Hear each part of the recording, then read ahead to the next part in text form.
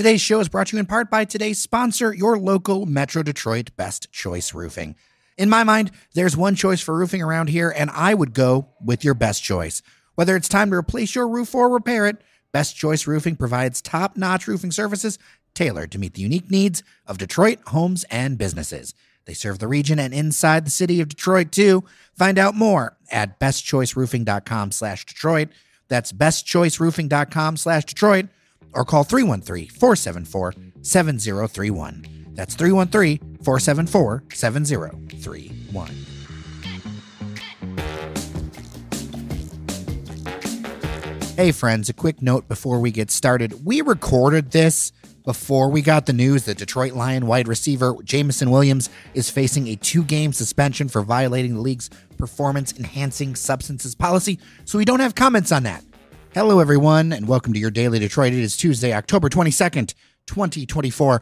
I am Jer Stays, and joining me at the table at TechTown is none other than the excellent Fletcher Sharpe. He's been on the mend. He is back, ready to go in person. Good to see you. Yeah, likewise. It's not fun being sick, so I really don't recommend it. Yeah, unlike the rumors that I hear, we do not do it Eminem style and throw Fletcher in a trunk and throw him off a bridge if you don't hear him on the podcast. Sometimes people got things going on. I mean, people did ask, are you alive? Are you okay? Did you cross the line and did they come and take your kneecaps? And I'm like, no, I'm good. Just my stomach feels not great. It's like you're a human or something. Well, you know who's feeling superhuman? Jake Bates. Man, like I can't think of a better fan favorite story. If you don't know, kicker for the Lions. He was playing for the Michigan Panthers. People have just grabbed onto that name, grabbed onto that person. And of course, he delivers with this Lions victory. I mean, one of many pieces that came together for this Lions victory that puts the Detroit Lions atop their division in the NFC. I love to see this story. I love to see that he felt it. We're going to talk a lot about this, but I love to see this kind of like homegrown thing happening. You couldn't write it better.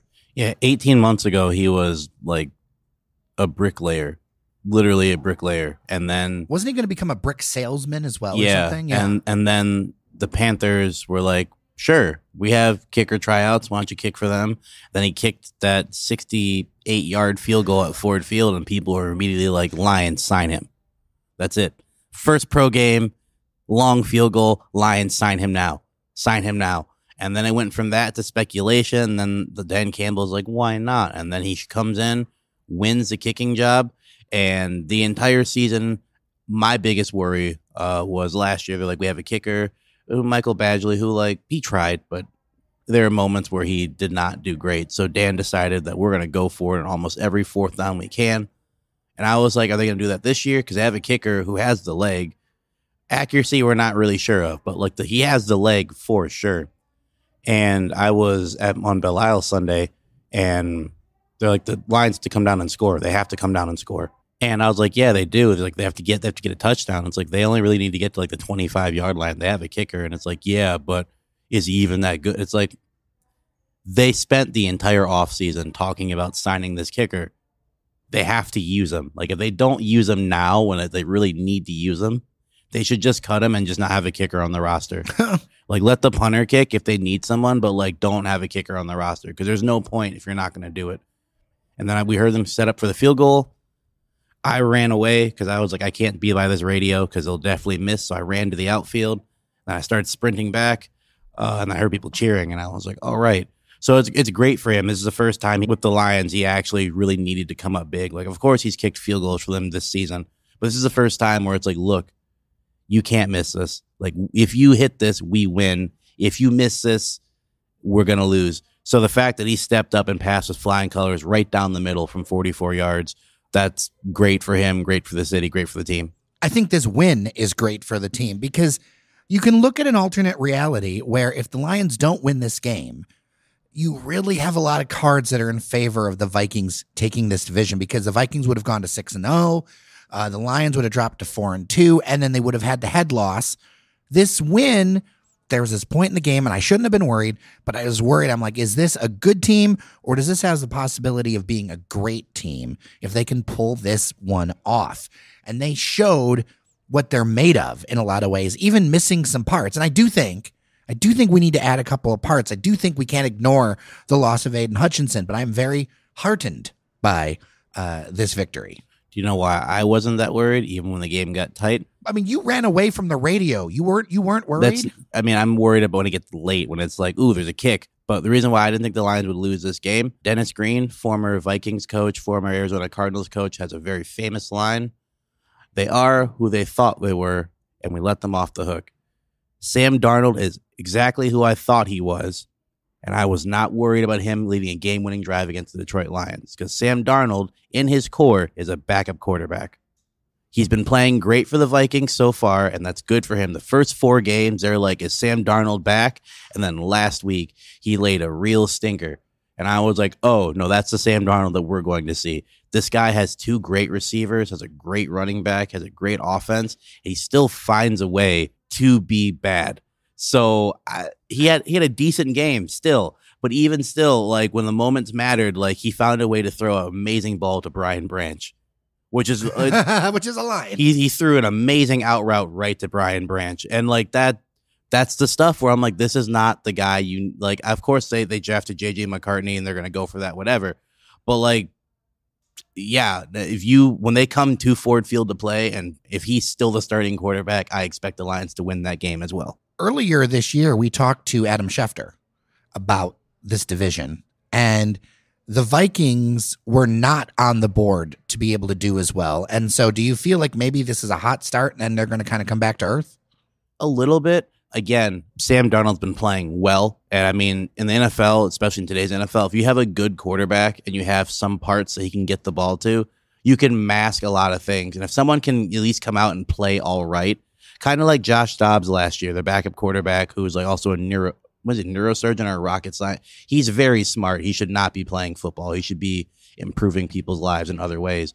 But when Josh Dobbs came to the Vikings to play, like the first 2 or 3 games he played, like he was playing lights out because they're like, oh, we have a quarterback who can do something. Like we have this shift.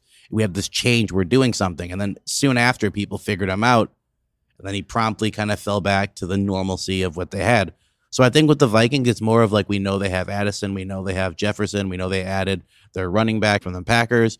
Like they have some explosiveness. We got to focus on them so you can take the pressure off the quarterback a little bit. But once they started out 4-0, they got to 5-0. It's like, all right, we got to focus on Sam Darnold because now it's whatever. You put pressure on that guy, he will break. I think they're going to start hot. I think they might end up somehow stumbling into a wild card spot because you start 5-1 for your season. It kind of helps you have an easier back end of the season. You can afford to maybe drop a game here or there. The Vikings fans are like, we're going to the Super Bowl. No, you're not. No, you are not.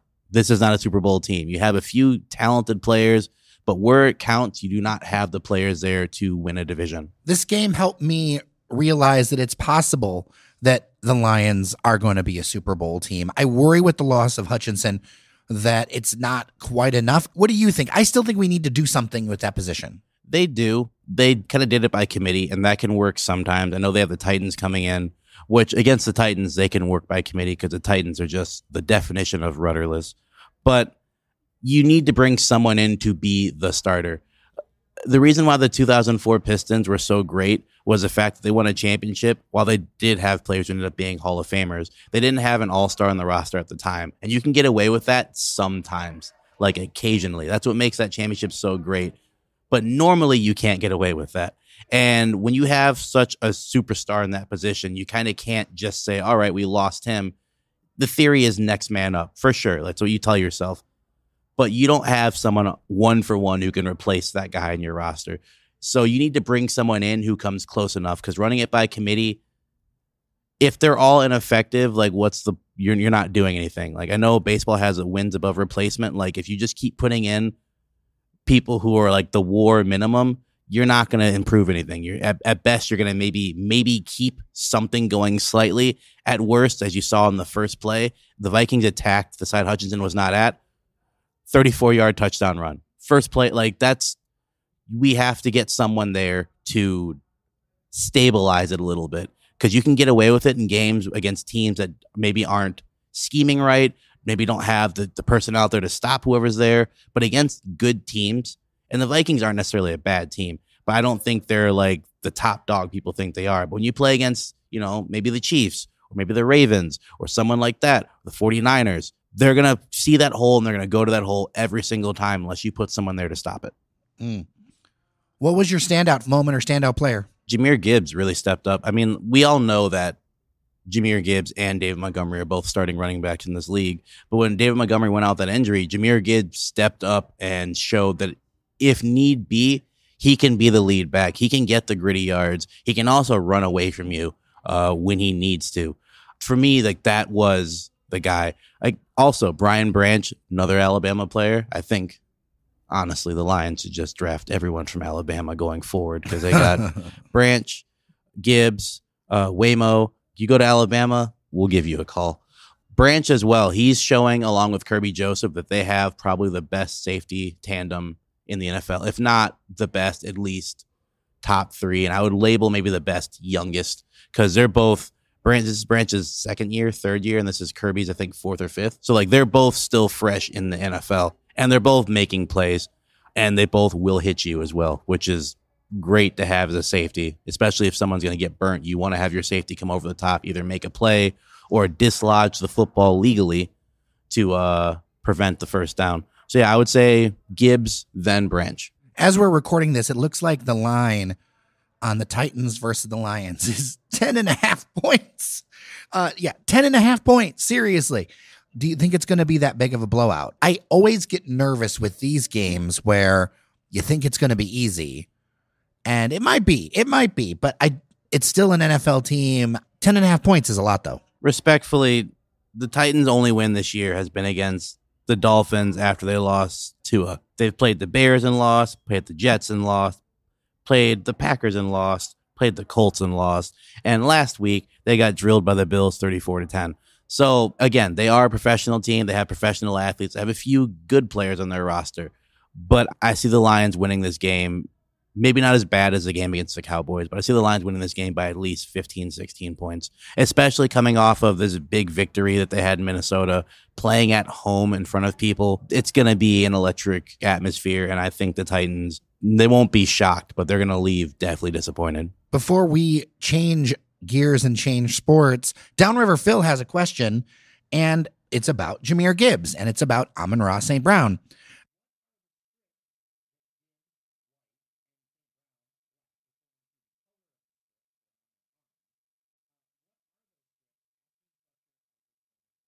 Turf tape.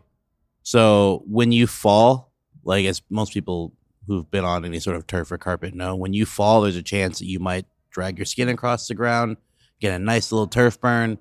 And if you have never had a turf burn, good for you, a little envious. It's turf tape. So if they were to fall on turf, because Minnesota plays on turf, not grass field, same with the Lions and most facilities. When you fall, your skin does not scrape across the turf and you get a nasty turf burn in your elbows or your knees. It looks a little goofy, but it's definitely effective. I never wore turf tape because I made sure to get out of bounds so no one tackled me because I just didn't want to get hit. Again, looks silly, but it's very reliable. I feel like I've seen it more often. If you don't wear it, especially if you're someone who's going to get hit like Gibbs or Amon-Ra St. Brown, as they both play through the middle, especially because Amon-Ra St. Brown is someone who will go down. Like, he'll make a catch, maybe make a few people miss, and he will go down. If you slide on that turf and you catch your elbow wrong on that turf, you will get up and you'll be missing part of your elbow. And I assure you, the first time it happens, it's very jarring because it feels like someone took a match to your skin and you look and you're like, oh no, I'm bleeding. So turf tape, you'd rather have goofy turf tape on and avoid that than think you're too cool for it and dive and get up, and now you don't have elbows anymore. Let's talk a little baseball, but not necessarily the on-the-field product, but more about watching on the field. I saw this piece. A couple of listeners sent this to me, and the Major League Baseball Commissioner Rob Manfred on the Varsity podcast for Puck talked about a couple of things that might be coming down the line. And this is in the light that the news came that FanDuel is taking over Bally Sports. That's the naming rights. So if you look on the Facebook page or whatever, it's all been switched over to FanDuel as far as naming rights. But it's a complicated thing where if there isn't really the ability to buy a package and just watch all the games and all that. And so It's been difficult. I think a lot of people have been saying that baseball has not reached enough fans because it's a little bit too much behind a paywall, whether it's the regional sports networks, which, by the way, have been very lucrative for individual teams. That's why you're not seeing it everywhere, is because these regional sports networks paid a lot of money. And recently, that company went through a lot of financial trouble, maybe paying a lot of money for this stuff. Manfred said that as we started to think about the landscape more generally, we came to realize that our broadcast product needs to be more national. Like most crises, difficulties with the RSNs presented an opportunity for us to get into a more centralized media strategy. The RSNs were really good for us from a financial perspective, but they did make the game more and more local and did not give us a full opportunity for reach to get to the most fans, let fans watch the game they want to watch. Our Discord popped off a little bit about it. I had some listeners talk to me about this, that they would love to just pay one thing, no blackouts. And later in the piece, Manfred talks about how terrible and antiquated blackouts are. And I got to say, in this media world, I agree completely. I would love to see something where I can just pay one fee, a reasonable fee, and get everything. I mean, it's also kind of wild in 2024 to still have regional blackouts. Like, I remember growing up with the Lions for sure, where it's like, I want to watch this big time game. I'll never forget the game it was. They're playing the Buccaneers, and it was on ESPN. And I'm like, that's cool, but I want to watch on the local channel because I want to hear like the Homer broadcast. And they're like, you can't, it's blacked out. And I was like, what does that mean? Like, did the lights go out? And they're like, no, like you can't watch it in this region unless you want to watch it on this national thing. And I was like, well, I don't want to do that. And I don't think I get that channel. And they're like, all right, then you don't get to watch. Good luck finding out what happened later. That was in like 1990s, early 2000. And like we are in 2024. It's a little bit ridiculous to have regional blackouts. And I'm for anything that gets rid of that because most of the sports have their ways of getting to fans. As you've mentioned, and a lot of people have mentioned, baseball's still very much behind in like promoting itself to people. I mean, again, we make this joke, but it's very serious. You could have Mike Trout walk through like a sea of 30,000 people. And except for the fact that he's like a 6 foot, broad shouldered, like white guy who looks athletic, you'd be like, that guy definitely plays a sport. Maybe he's a football. Like you don't like, and that's a sport where their faces are shown. Like people still don't know who some of these people are. Shohei Ohtani, people know him because he's 6'5". Like, but if he was like a regular average height, they'd be like, this guy, he does something. We don't know what. So anything that allows your sport to be put into more houses across more airwaves so that your sport can go back to growing, because baseball can be exciting. I know a lot of people think it's like a boring. Baseball can be exciting, but in order for it to be seen as exciting, it needs to be seen first. So anything that can get rid of regional blackouts, I'm all for. Yeah, I just think back to my childhood and the days where it wasn't every game, but a good number of games I could just turn it on and there it was. And that's part of what made me a fan of it, you know? Similar story. It's just when they were good and I could turn it on. I didn't want to turn it on and see Bobby Higginson dropping fly ball. That was not, I'll turn that off immediately. I'd rather watch reruns of cartoons than do that. So like when they were good and it's like you can just turn on the channel and I was like, oh, this is a pretty exciting game. This is something that works. And I think everyone should be able to grow into that. I think everyone should be able to watch the sports that they want to watch from young to old without having regional blackouts because come on, like it's for the kids ultimately. Well, Fletcher Sharpe, it's so good to see you, man. Of course, thanks for having me. You can find Fletcher on social media, Saint FDW, all of the things. As always, if you've got feedback, dailydetroit@gmail.com. Always love to hear from you. With that, I am Jer Stays. And I'm Fletcher Sharpe. Remember that you are somebody, and we'll see you around Detroit.